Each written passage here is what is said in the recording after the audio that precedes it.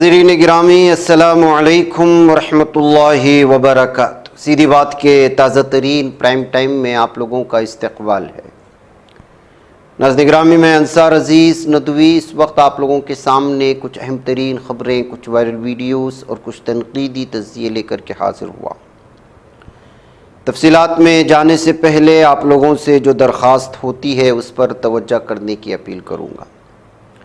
जैसा कि नाज़रीन गिरामी आप लोगों के सामने ऐलान आ चुका है कि इज्तिमाई मुश्तरका क़ुरबानी का एहतिमाम इमसाल भी किया गया है। जो अहबाब हर साल हिस्सा लेते हैं वो लोग अपना नाम दर्ज करवाएं और व्हाट्सएप का नंबर दिया जा रहा है, उस पर जो है आप लोग व्हाट्सएप करें, सारी तफसीलात मिल जाएंगी। जिन लोगों को पहले दिन क़ुरबानी करवाना है वो बराए मेहरबानी थोड़ा नाम जल्दी दर्ज करवाएं ताकि हम लोगों को तरतीब बनाने में आसानी हो सके।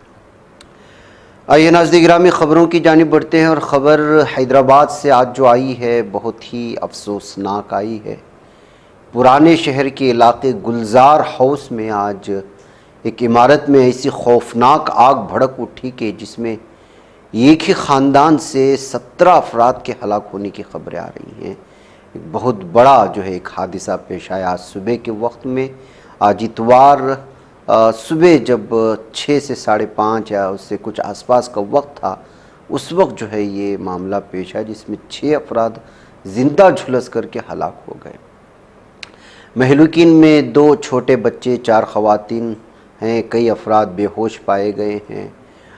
कई अफराद को उस्मानिया हॉस्पिटल और दीगर प्राइवेट हॉस्पिटल में मुंतकिल किया गया। बाज़ मौके पर ही हलाक हुए। अहदेदारों ने शिबा ज़ाहिर किया है कि शॉर्ट सर्किट की वजह से आग लगी होगी।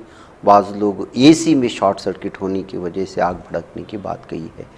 महलिकीन की शनाख्त अगर देखी जाए तो 66 साला राजेंद्र कुमार, 30 साला अभिषेक मोदी, 65 साला सुमित्रा, 72 साला मुनीबाई, 17 साला उर्विशी जैन और 37 साला शीतल जैन, 2 साला ईरा, 7 साला हर्षाली गुप्ता, रजनी अग्रवाल, अन्नैया मोदी, पंकजा मोदी, हर्षा मोदी, ई मोदी, ऋषभ प्रधाम अग्रवाल, प्रांशु अग्रवाल के तौर पर हुई है।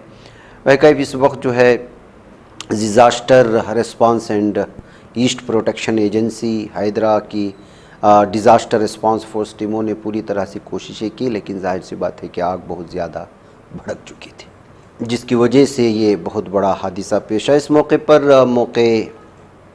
जो है जाए हादिसा का मुआयना असुद्दीन ओवैसी ने भी किया और इस मौके पर उन्होंने मुआयने के बाद वहाँ के रिस्पांस टीम से भी बात की, मीडिया से भी गुफ्तगू की है। आप इसको सुन सकते हैं। दर्दनाक वाक़या आज हादसा गुलजार हाउस में हुआ है जिसमें एक ख़ानदान जो पिछले 125 साल से इस इलाके में रह रहा है, उन्हीं के इमीडिएट फैमिली मेंबर्स 17 लोगों की आज मौत हुई है और बड़ी तकलीफदेह बात है। और मैं इन 2 नौजवानों का शुक्रगुजार हूं कि जो सुबह में ये लोग अंदर घुसकर नमाज सुबह 6 बजे, 5:30, पौने 6 बजे दरमियान में अंदर घुसकर बचाने की कोशिश भी किए, फिर फायर सर्विस भी आया।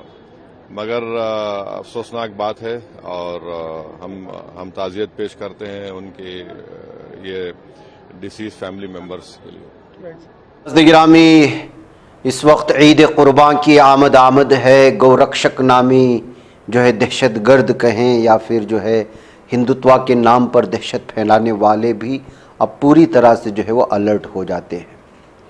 हुकूमतों की जानिब से बीफ का गोश्त अरब ममालिक में ट्रांसपोर्ट होता है, उस पर किसी भी तरह की इंपोर्ट एक्सपोर्ट होता है, उस पर किसी भी तरह की इन लोगों को टेंशन नहीं है। हाँ, अलबत्ता ईद कुर्बान पे मुसलमान मवेशियाँ क्यों ज़बह करते हैं, इस बात को लेकर के अंदर आग इन लोगों के अंदर पाई जाती है और फिर जो है मासूमों को मारा जाता है। बहरकैफ इस साल जो है कुछ कम ही इस तरह के वाक़यात सुनने में आए, लेकिन अब जो है हैदराबाद और मुज़ाफ़ाती इलाक़ों में इन दिनों गौरक्षकों की दहशत पाई जा रही है। गौरक्षक अक्सर मुसलमानों पर गायों की गैरकानूनी स्मगलिंग का इल्ज़ाम लगाकर और बाज़ वक्त उन्हें गैर ज़रूरी तशद्दुद का निशाना बना दिया जाता है। ताज़ा तौर पर हैदराबाद के करीब भोंगेर में पुलिस ने गायों की गैरकानूनी मुंतकिली के इल्ज़ाम में 2 अफराद को गिरफ़्तार किया। मीडिया रिपोर्ट्स के मुताबिक गिरफ़्तार किए गए अफराद की शनाख्त ड्राइवर रामावत शरद कुमार और क्लीनर दासारी भगवान के तौर पर हुई है। ये गिरोह जानवरों को एक गाड़ी में केले के पत्तों के नीचे छुपाकर हैदराबाद मुंतकिल कर रहा था। ताहम पुलिस ने उन्हें गिरफ्तार किया। पिंटंगी टोल प्लाजा पर गाड़ियों की जांच पड़ताल के दौरान गायों का पता चला जो पीतापुरम से हैदराबाद मुंतकिल की जा रही थी। वह नाज़रीन गिरामी, इससे पहले आपने एक वीडियो वायरल होते हुए हैदराबाद में देखा था कि जिसमें मुसलमानों को गौ स्मगलिंग के नाम पर बुरी तरह से मारते हुए देखा गया था।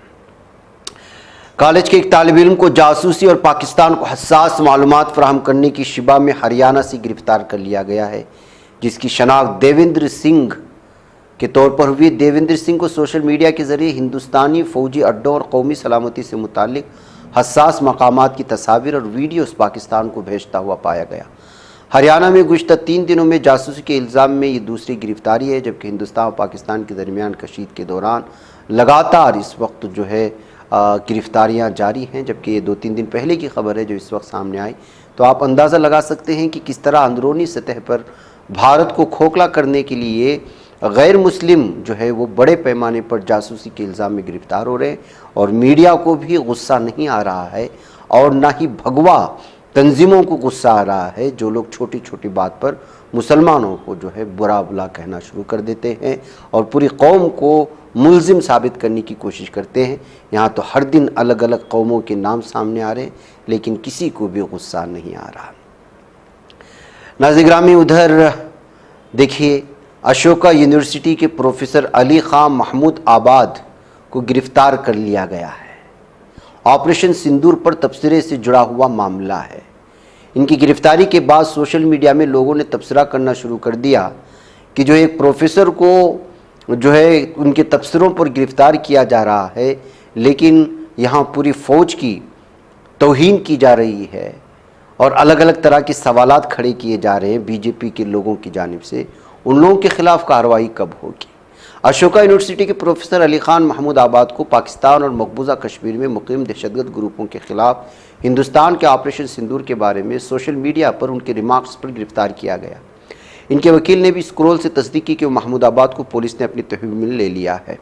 हिंदुस्तान टाइम्स की एक रिपोर्ट के मुताबिक ये गिरफ्तारी हरियाणा के रियासती कमीशन बराए ख़वातीन के उनके तबसरों पर अज़खुद नोटिस लेने के चंद दिन बाद हुई।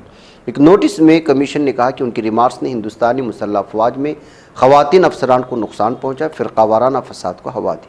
महमूदाबाद में समन पर अपने रद्दअमल में कहा कि ऑपरेशन सिंदूर और उसमें शामिल ख़वातीन अफसरान के बारे में उनकी सोशल मीडिया पोस्ट बदतमीज़ी पर मबनी नहीं थी और उन्हें सेंसर किया जा रहा था।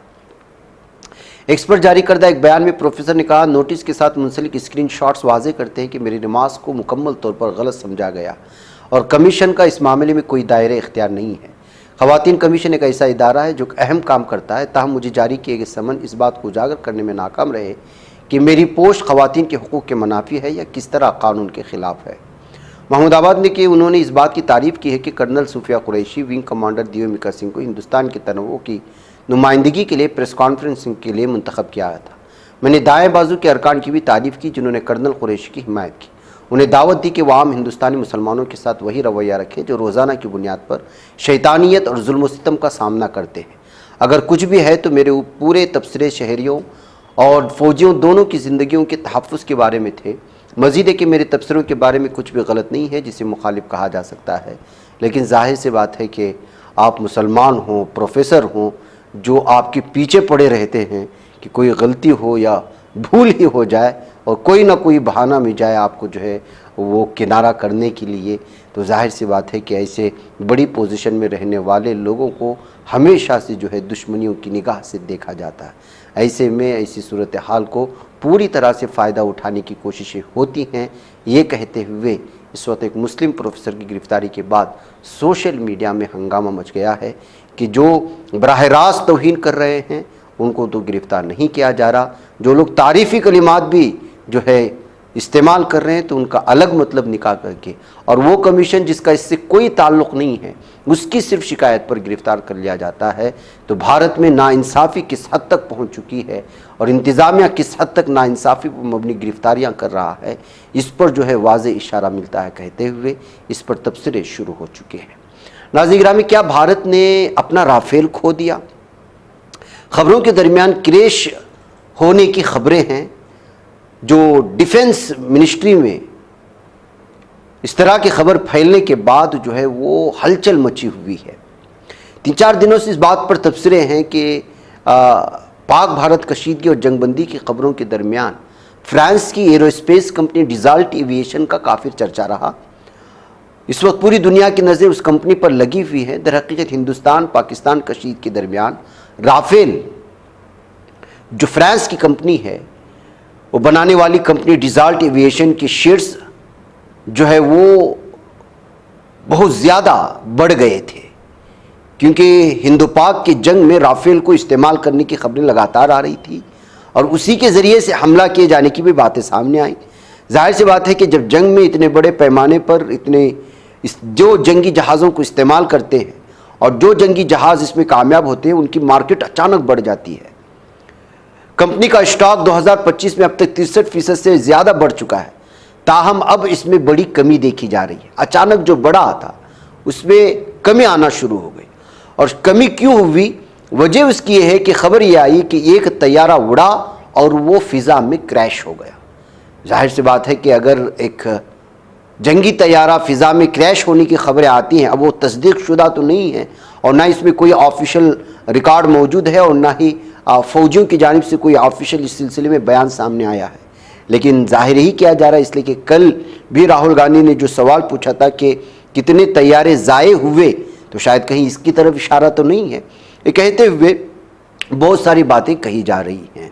दरअसल मामला यह है कि डीसाल्ट एविएशन राफेल लड़ाका तैयारों का मैन्युफैक्चरर है, जिसे हिंदुस्तानी फ़िज़ाया ने पाकिस्तानी इलाके में दहशतगर्दों के ठिकानों यानी पाकिस्तान के ज़ेर कब्ज़ा कश्मीर POK जिसको कहा जाता है भारत में, और पाकिस्तान में दहशतगर्दों के कैंपों पर दुरुस्त हमले करने के लिए इस्तेमाल किया। अब खबरें आ रही कि ऑपरेशन सिंदूर के दौरान राफेल लड़ाका तैयारों को मार गिराया गया है। ताहम इसी पर रद्दअमल जाहिर करते हुए एयर मार्शल ये भारती ने इन दावों की न तो तस्दीक की और न ही तरदीद की, लेकिन कहा कि नुकसान किसी भी जंगी मंजरनामे का हिस्सा है। यानी नुकसान तो हुआ है, लेकिन नुकसान होने की वजह नहीं बताई गई कि राफेल को मार गिराया गया। अगर राफेल को आसमान में मार गिराया गया है तो ये राफेल की नाकामी है।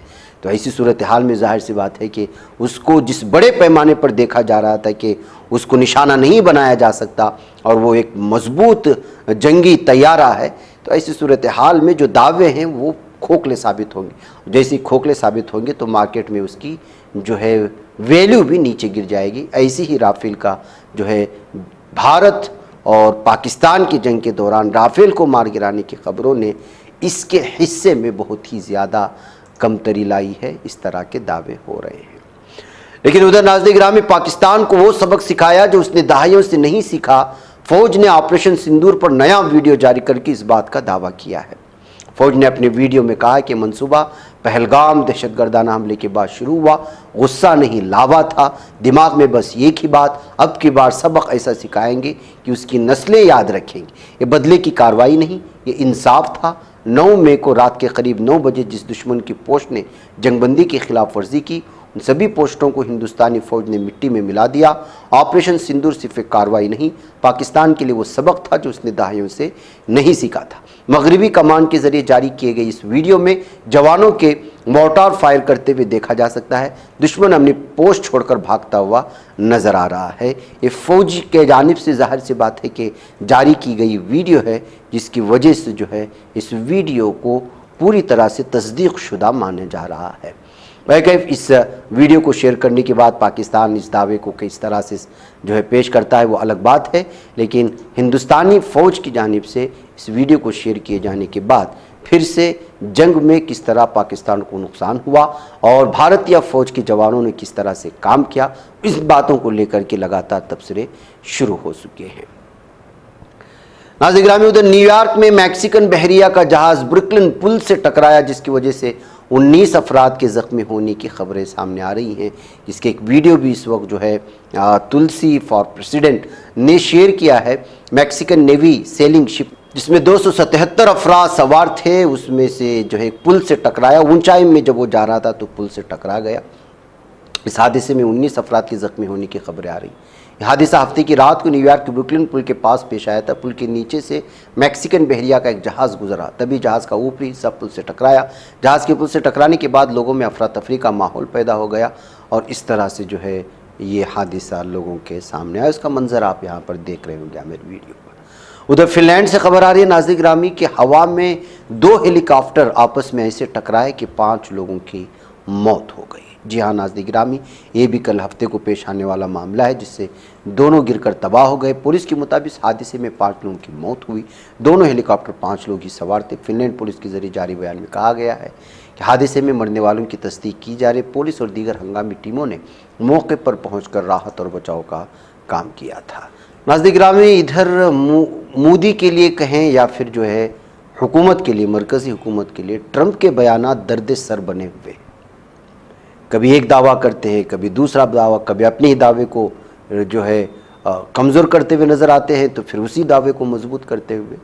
अमेरिकी सदर डोनाल्ड ट्रंप ने फिर दावा किया है कि खारिजा पॉलिसी के मैदान में उन्हें अपनी ज़िंदगी में सबसे ज़्यादा जिस इक़दाम पर सराहा गया वो पाक भारत कशीदगी के दौरान जंग बंदी करवाना है। अभी 1 दिन पहले 2 दिन पहले सऊदी अरब में थे तो कहा था कि हमने जंगबंदी करवाई नहीं थी बल्कि सिर्फ सपोर्ट किया था।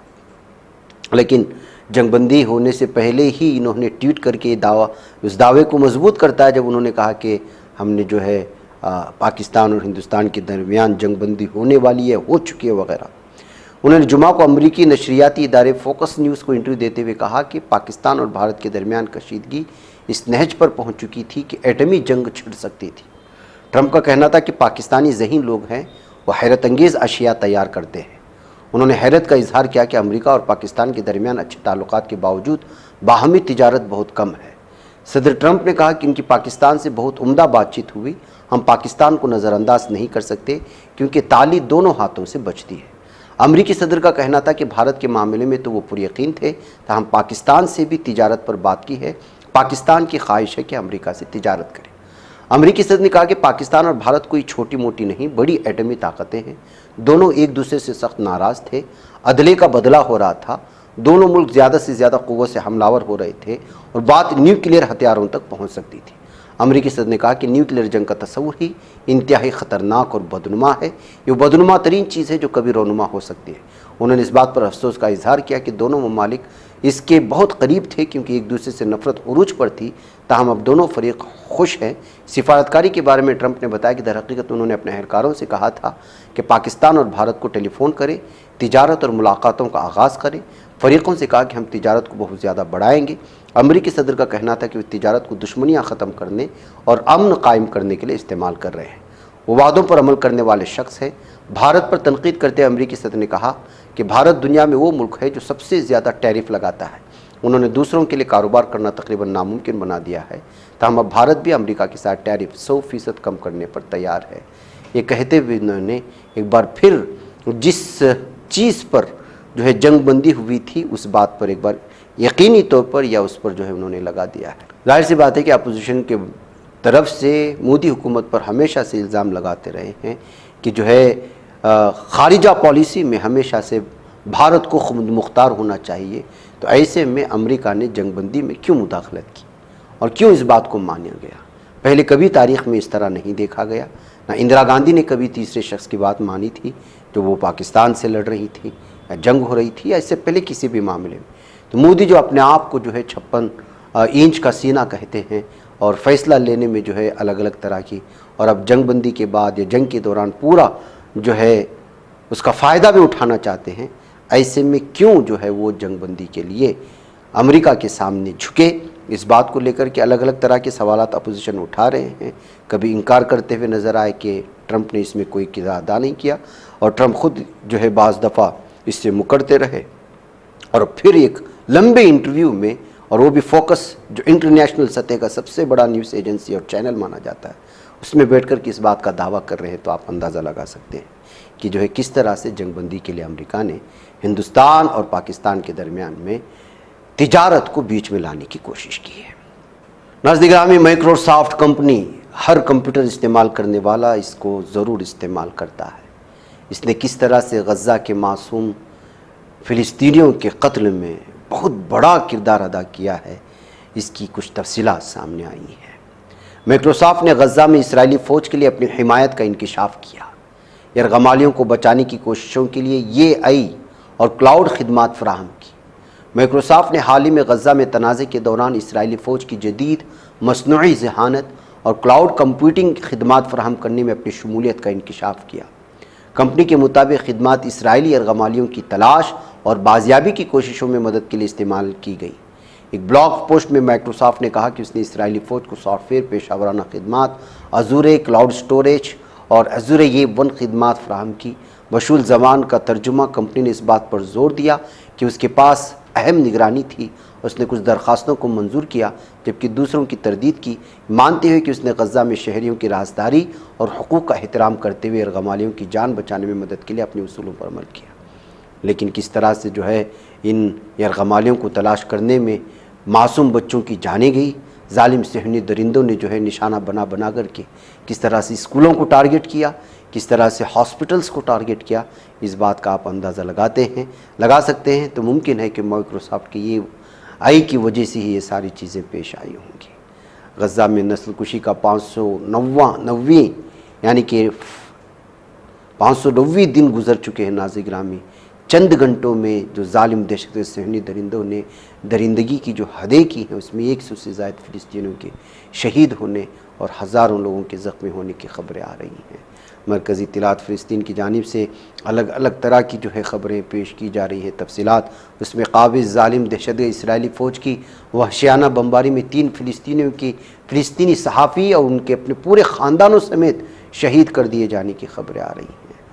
आप अंदाज़ा लगा सकते हैं कि जो यहाँ के हक़ाइक़ पूरी दुनिया में लाने की कोशिश करते हैं उनको किस तरह से जो है तबाह बर्बाद किया जा रहा है। मरकज़ी इत्तलात फ़िलिस्तीन के नामा निगार ने इत्तला दी है कि देर अल-बलाह के इलाके बशारा में क़ाबिज़ इसराइल की बमबारी के नतीजे में फ़िलिस्तीनी सहाफ़िया नूर क़िंदील, उनके शोहर खालिद अहमद अबू सैफ, उनकी मासूम बेटी शहीद हो गए। ख़ानदान महज़ इसलिए मिटा दिया गया क्योंकि वो सच बोलते थे और मज़लूमों की तस्वीर दुनिया के सामने रखते थे। इधर खान यूनिस के शिमाल मशरक़ी इलाके अल-क़र्रारा में इसराइली बमबारी के नतीजे में सहाफ़ी अब्दुर्रहमान तौफ़ीक़ अल-अबादला और यज़न जौदा अल-अबादा शहीद हो गए। उनकी शहादत के साथ फ़िलिस्तीन एक बार फिर वो नायाब हीरे खो दिए जो कलम के ज़रिए दुश्मन के कलम का पर्दा चाक कर रहे थे। शिमाली गज़ा के इलाके बैर अन-नहजा में एक और दिल दहला देने वाले हमले में सहाफ़ी अज़ीज़ अल-हज्जार अपनी बीवी और बच्चों समेत शहीद हो गए। एक पूरा घर, एक पूरा ख़ानदान मलबे तले दफन हो गया। क़ाबिज़ दहशतगर्द सहयूनी दरिंदे शिमाली गज़ा के इलाके असफ्तावी में घरों पर बमबारी की, जिसमें 15 फ़िलिस्तीनी शहीद हो गए, जिनमें ज़्यादातर ख़वातीन और बच्चे शामिल हैं। कई अफराद अब भी मलबे तले दबे हुए हैं जिनकी तलाश जारी है। नाज़रीन गिरामी, बस यूँ कहें कि क़यामत जारी है पूरे गाज़ा की पट्टी में और दुनिया आँखें मूंदे हुए अपनी अय्याशियों में मुलव्वस है। हर एक से सवाल होगा, बिलख़ुसूस उन हुक्मरानों से जिन हुक्मरानों के हाथों में इस वक्त दौलत भी है, हुकूमत भी है और ताकत भी, और वो इन लोगों की मदद नहीं कर रहे हैं। नाज़रीन गिरामी, वाकई में इस तारीख़ में किसी को याद रखा जाएगा तो यमन को याद रखा जाएगा, जो उस पर जालिम दहशतगर्द सहनी दरिंदों की लगातार बमबारी के बावजूद, अमेरिका की जानिब से होने वाले के बावजूद उन्होंने गाज़ा के मुसलमानों को तन्हा नहीं छोड़ा। इसके जवाब में आज इतवार की सुबह भी अहले फ़िलिस्तीन और गज़ा पर जारी बमबारी से पहले ही वो जांबलब थे। उसी वक्त तिल अबीब समेत क़ाबिज़ इसराइल के मुख्तलिफ़ इलाक़ों में आज ख़तरे की घंटियाँ बजने लगी। एक मिनी मिज़ाइल ने बराह रास्त आज जो है तिल अबीब को यानी याफ़ा को जो है निशाना बनाया। क़ाबिज़ इसराइली दारुल हुकूमत की नींदें उड़ा दी। लाखों सहयूनी अपने ठिकानों को छोड़कर ज़ेर ज़मीन बने पनाहगाहों में झाग घुसने की कोशिशें हुई। क़ाबिज़ इसराइल के फ़ौजी तर्जुमान ने इस बात का दावा किया है कि फ़िज़ाई दिफ़ाई निज़ाम ने यमन से दागा गया मिज़ाइल रोक लिया, लेकिन उसके बावजूद सहयूनी ज़राए अबलाग ने तिल अबीब के वस्ती इलाके में कई धमाकों की आवाज़ें सुनने की तस्दीक की। इन धमाकों ने शहर की फ़िज़ा को लर्ज़ा दिया और एक बार फिर यह हकीकत आश्कार हुई कि क़ाबिज़ इसराइल ख़ुद को जितना महफूज समझता है, हकीकत उसके बरअक्स है। ज़ाहिर सी बात है कि इन तमाम चीज़ों में जो मुख्तलिफ़ इलाक़ों में धमाके की आवाज़ें सुनाई दें तो वहाँ तो नुकसान पहुँचना है, लेकिन इसराइली मीडिया हो या यहाँ की फ़ौज उन नुकसानात को सामने नहीं लाती। नाज़रीन, मुझे इजाज़त दें। अस्सलामु अलैकुम व रहमतुल्लाहि व बरकातुहू। ये बच पाता है कोई सहाफ़ी की निगाहों से, मिलाता है ये लोगों को मोहब्बत की पनाहों से। करम और दर्द मंदी का है एक संसार सीधी बात। अजीमत जुर्अतो हिम्मत का है इजहार सीधी बात। अजीमत जुर्अतो हिम्मत का है इजहार सीधी बात। ये चैनल हक निगर बनकर कुचल देता है फितनों को,